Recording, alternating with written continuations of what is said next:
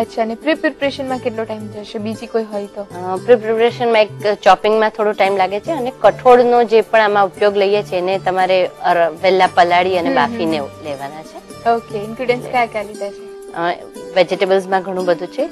કોબી છે, કેપ્સિકમ છે, કોથમીર છે, બધું એ ઇન્ગ્રેડિયન્ટ સિવાય પણ આપણે ફ્લેક્સ સીડ્સ, ફણગાવેલા તલ, બધું લઈ અને એકચ્યુઅલી આ એક એ ટાઈપની ડિશ છે કે જેમાં દરેક vitamins, minerals, carbohydrate, fat, protein બધું જ આવી જાય.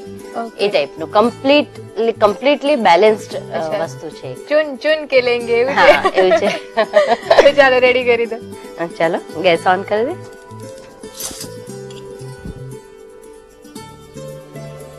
એક ટીસ્પૂન જેવું ઓઇલ લઈએ છે, હાફ ટીસ્પૂન રાઈ.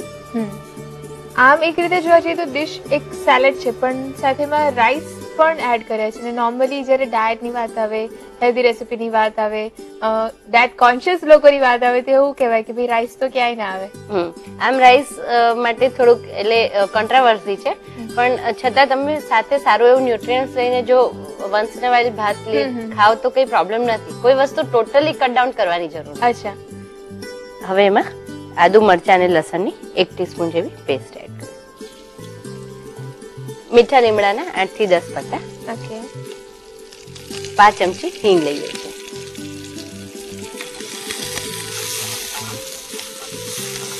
ઝીણા સમારેલા કલર્ડ કેપ્સિકમ છે, યલો અને ગ્રીન. ટોટલ 1 નંગ લઈએ, અડધું બંને. કોબી અડધો કપ જેવી. કેટલા સર્વિંગ રેડી કરીએ છીએ? 2 સર્વિંગ થશે. ઓકે. બહુ જ સલાડ ને કુક કરવાની જરૂર નથી, બધું એ રીતના જ લઈએ છીએ. પાલક છે, ઝીણી સમારેલી, અબાઉટ 1 કપ જેવી.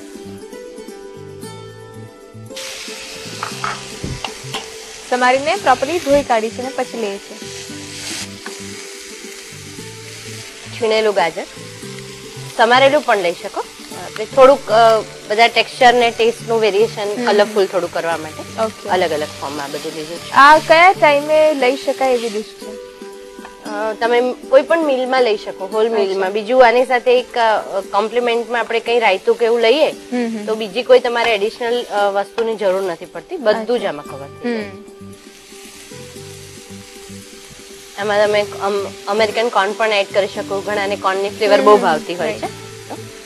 આપણે અત્યારે પ્રોટીન એનહેન્સ કરવા માટે એમાં સોયાબીન લીધા છે. અચ્છા. રાતે અથવા 8 થી 10 કલાક પલાળી અને પછી એને બાફી લેવાના છે. ઓકે.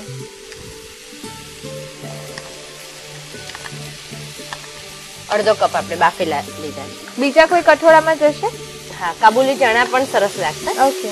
અને ઓફકોર્સ ચોઈસ પ્રમાણે તમે મિક્સ ફણગાવેલા કઠોળ કે એવું કંઈ લેવું હોય. એટલે એવું નથી કે કોઈ પણ એક જ કઠોળ લે છે, મિક્સ પણ લઈ શકે. મિક્સ પણ લઈ શકે, પણ ક્વોન્ટિટી એની લિમિટેડ રાખીએ છીએ. હા, એટલે સોયાબીન લીધા છે ને એટલે હાફ કપ લીધા છે, પણ તમે બીજા કોઈ કઠોળ એક વખત લેતા હો તો થોડા વધારે પ્રમાણમાં એડ કરશો તો પણ ચાલશે. અચ્છા. પલાળી અને ખાસ 10-15 મિનિટ પછી પાણી કાઢી નાખવાનું.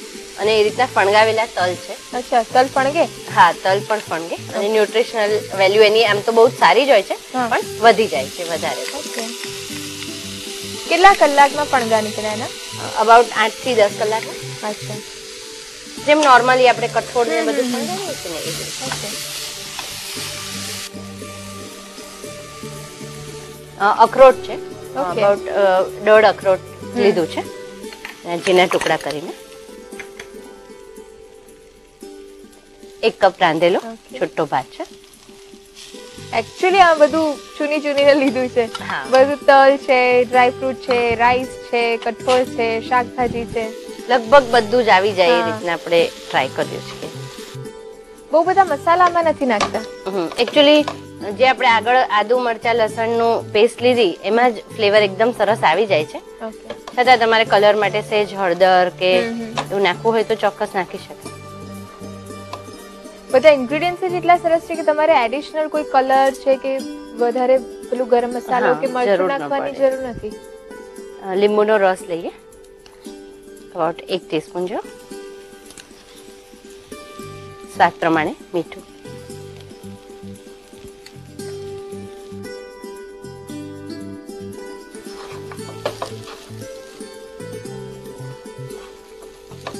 બધું એકદમ બરાબર ટોસ થઈ ગયું છે. ગેસ બંધ કરી દઈએ. હવે એમાં આ એક આ ફ્લેક્સ સીડ્સ છે અથવા અલસી કહેવાય. અલસી, હા, ગુજરાતીમાં અલસી કહેવાય. ગુજરાતીમાં એને અલસી કહેવાય અને આમ ફ્લેક્સ સીડ્સ ના નામથી પણ બહુ પોપ્યુલર છે. હવે ઘણું અવેલેબલ છે અને આની ન્યુટ્રિશનલ વેલ્યુ બહુ જ સારી છે. આમાં જે ઓમેગા 3 નું કન્ટેન્ટ મળે છે એ નોર્મલ આપણા વેજીટેરિયન ડાયટમાં ઘણી બધી વસ્તુમાં હોતું નથી, સિવાય કે આઈ થિંક હોય છે તો અખરોટમાં થોડું હોય છે. તો ડેફિનેટલી 1 ચમચી જેવા જો લેવાય ડેઈલી ફ્લેક્સ સીડ્સ તો ઓમેગા 3 નું કન્ટેન્ટ બહુ સારું બેલેન્સ થઈ જતું હોય છે. બ્રેઇન માટે બહુ જ સારું છે, શાર્પનેસ વધે. આ રોસ્ટેડ છે એટલે આને જેમ આપણે વરિયાળી છે, તલ છે, મુખવાસમાં વાપરીએ છીએ ને એ રીતના હળદર, મીઠું અને લીંબુ ચડાવીને તમે શેકીને પણ વાપરી શકો અને એમ પણ સાદા પણ લઈ શકો. 1 ટીસ્પૂન જેવા આપણે અંદર એડ કરીએ છીએ. અને તમે કહો પ્રમાણે કે એ મુખવાસમાં પણ હોય છે, ઘણા બધા મુખવાસમાં વાપરતા હોય છે. હા, એ બહુ જ હેલ્ધી વર્ઝન છે, પણ એનું એક જ ડ્રોબેક છે કે વધારે ન લેવાવા જોઈએ. સોયાબીન જેવું જ છે કે તમે 1 ચમચી થી વધારે દિવસ દરમિયાન ન લેવા જોઈએ. એક વ્યક્તિ માટે 1 ચમચી ઇનફ છે. અને જો વધારે લેવી જાય તો શું પ્રોબ્લેમ થઈ શકે અથવા તો કેમ ન લેવું જોઈએ? એકચ્યુઅલી જે ફેટ નું પ્રપોર્શન છે N3 N6 નું એક સાયન્ટિફિક બધું રીઝન જતું રહે છે, પણ એનું બેલેન્સિંગ ઓલવેઝ 1:3 ના રેશિયોમાં જવું જોઈએ. એ બેલેન્સ ઇમ્બેલેન્સ થઈ જતું હોય છે એટલે ઇટ્સ એમ કે ને કે જે રાઈટ આપણને ઇફેક્ટ જોઈતી હોય એ ન મળી શકે. એટલા માટે એ જ સોયાબીન પણ 25 ગ્રામ થી વધારે ન ખાવા જોઈએ, આ પણ 1 ચમચી થી વધારે ન લેવું. આપણે અનમોલ્ડ કરવું છે એ બાઉલને ગ્રીસ કરી લઈએ. થોડી કોથમીર, બાકીની કોથમીર આપણે ઉપર સ્પ્રિંકલ કરી દઈએ એટલે અંદર એડિશન પણ થઈ જાય. થોડા ફ્લેક્સ સીડ્સ, 1-2 લીમડાના પાનથી પહેલા બેઝ કરી દઈએ એટલે રિવર્ટ કરીએ ને તો સરસ લાગે છે. અચ્છા, ટ્રી જેવું કંઈક બની રહ્યું છે એવું લાગે છે. એટલી બધી ઇફેક્ટ રિવર્ટ થયા પછી નહીં આવે, પણ છતાં કંઈક કલરફુલ વર્ઝન તમારે સેલ્ફ ગાર્નિશિંગમાં જ આવી જાય. પ્રોપરલી પ્રેસ કરી લે છે. હવે આપણે જે ડિશમાં કાઢવું છે એમાં અનમોલ્ડ કરી દઈએ.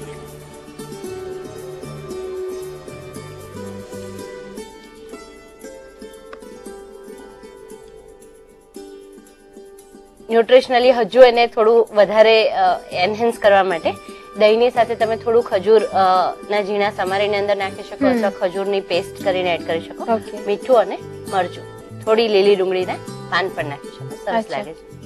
તૈયાર છે એક સલાડનું ડિફરન્ટ વર્ઝન જે તમે હોલ મીલમાં પણ લઈ શકો, ટોસ્ટ રાઈસ સલાડ.